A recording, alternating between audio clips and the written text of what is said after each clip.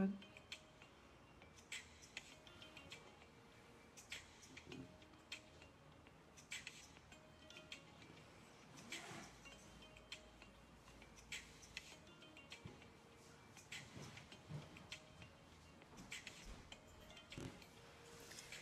Salut tout le monde, j'espère que vous allez bien.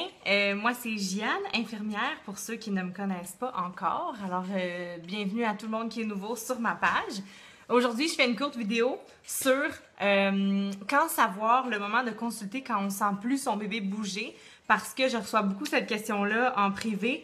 Et je me souviens quand je travaillais à l'hôpital, en clinique externe dans le fond, où on recevait les mamans, les couples qui venaient pour quelconque besoin d'aide ou quoi que ce soit pendant leur grossesse.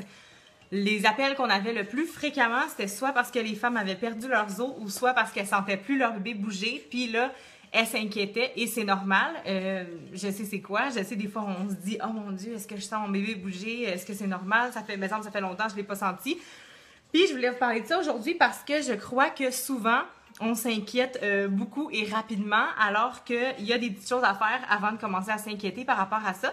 Puis, dans le fond, ce qui est important à se souvenir, tu sais, le bébé, on va commencer à le sentir bouger généralement entre la semaine 16 puis la semaine 20 de grossesse. Ça, c'est pour un premier bébé. À partir du deuxième bébé, à partir de quand tu es une multipare, qu'on appelle plus qu'un bébé, souvent, bon, autant le ventre, il va se développer plus rapidement on peut sentir le bébé bouger plus rapidement, donc avant nos premières grossesses. Mais, règle générale, entre 16 et 20 semaines, on commence à sentir le bébé bouger.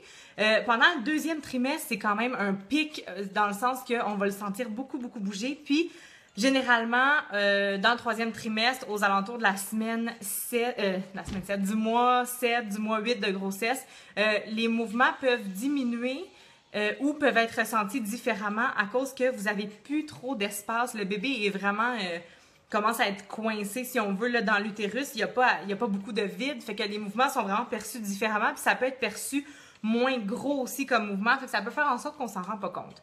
L'affaire, c'est que quand on est en mouvement, dans ta journée normale, si vous êtes au travail, si vous avez d'autres enfants, vous arrêtez pas toute la journée, c'est sûr que on porte pas attention à bébé. On va généralement, tu sais, vous allez vous en rendre compte aussi, c'est quand on est assis. Des fois, les gens, ils disent « Ah, quand je mange, il bouge tout le temps. » Oui, parce que, bon, je veux dire, tu manges, des fois, tu sais, tu bois un jus, c'est sucré, ça va l'exciter un peu.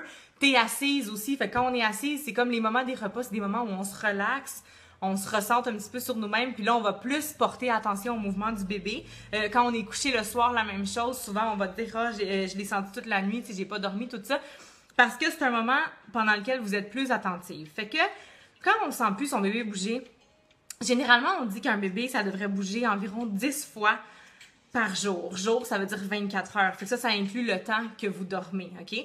Fait que quand, tu sais, pas sentir son bébé bouger pendant une demi-journée, ça peut être encore correct, ça peut être normal. Quand ça commence à faire une journée que t'as pas senti ton bébé bouger, là, je vais vous dire qu'est-ce que je vous conseille de faire avant d'appeler pour savoir si vous voulez aller voir, vous faire évaluer, voir si tout est correct.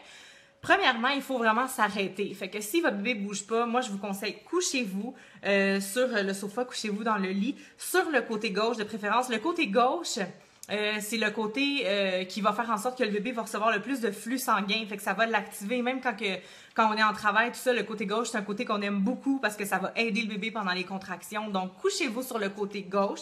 Vous le savez, ou vous le savez peut-être pas, mais coucher sur le dos enceinte, c'est vraiment pas la meilleure position parce que ça va comprimer des vaisseaux sanguins, donc ça limite l'oxygénation au bébé, ça limite la circulation.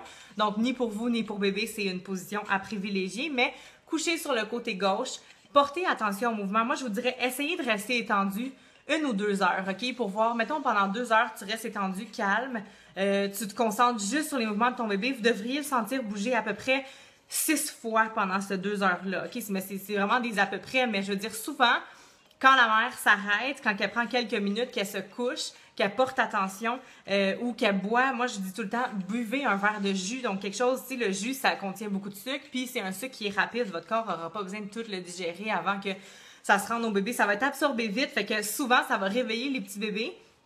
Vous devriez sentir votre bébé bouger pendant ces 2 heures-là, ou un petit peu moins, là, que vous êtes au repos, couché, côté gauche, un petit jus d'orange, les mains sur le ventre, puis on porte attention.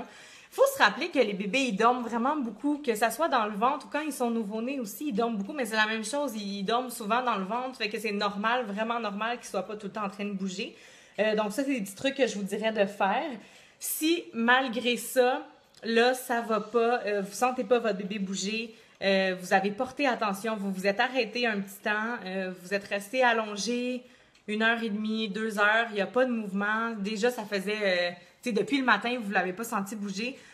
Là, à ce moment-là, je vous dirais d'aller consulter si après ces trucs-là, il n'y a rien qui y fait, vous ne le sentez pas bouger. Puis, tu sais, allez consulter, alarmez-vous pas tout de suite. C'est quand même vraiment rare là, qu'un bébé, tu sais, on le sent pas bouger, puis que finalement, c'est parce qu'il va vraiment pas bien. C'est assez rare. Là, tu sais, souvent, les mamans vont venir, puis on va évaluer, puis tout, puis si le bébé est correct, ou des fois, c'est des petites choses qui sont plus mineures, mais c'est assez rare. Fait que, tu sais, je sais pas si ça peut vous tranquilliser l'esprit un petit peu. Ça veut pas dire que ça arrive pas, mais ça veut dire que je veux pas, tu sais, que vous fassiez automatiquement la liaison dans votre tête. Je sens pas mon bébé bouger, fait que, mon Dieu, il doit avoir eu quelque chose de grave tout de suite, tu sais. C'est rare.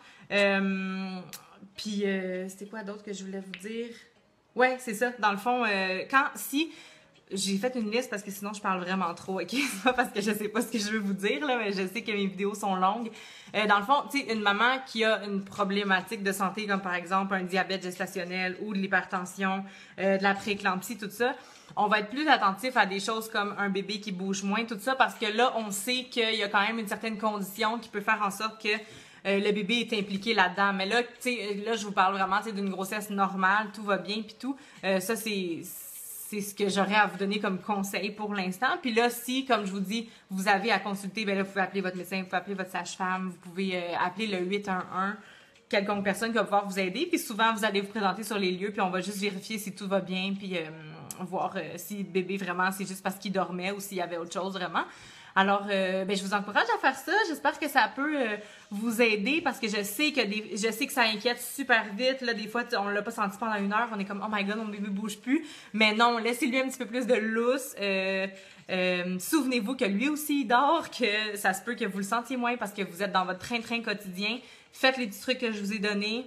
Reposez-vous, portez attention, puis si après ça, là, votre bébé, il fait pas du tout 10 mouvements par 24 heures, puis ça va pas, là, vous le sentez pas quand vous vous arrêtez, allez consulter pour voir qu'est-ce qui se passe.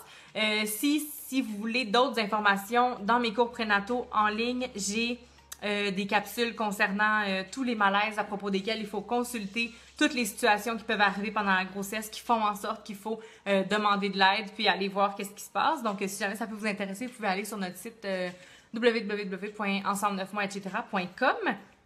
Sur ce, je vous laisse. Laissez-moi vos questions en commentaire. Laissez-moi vos commentaires et j'ai beaucoup de plaisir à vous lire comme d'habitude. Alors, merci beaucoup de nous écouter et j'espère que ça vous a aidé. Bye bye!